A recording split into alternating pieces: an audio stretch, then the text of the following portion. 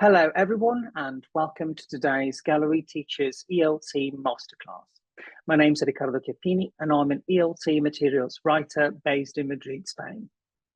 The topic of today's masterclass is this one: text mediation, developing useful communication strategies in the ELT classroom. Now, mediation has recently started to appear in coursework, school curricula, and also in official exams in some European countries, like Spain, for example, where I live. But what is text mediation and why do we teach it? How do we teach it?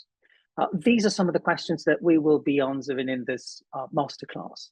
To do that, we'll analyze real-world situations in which text mediation is either possible or even necessary, and how to translate these situations into classroom activities.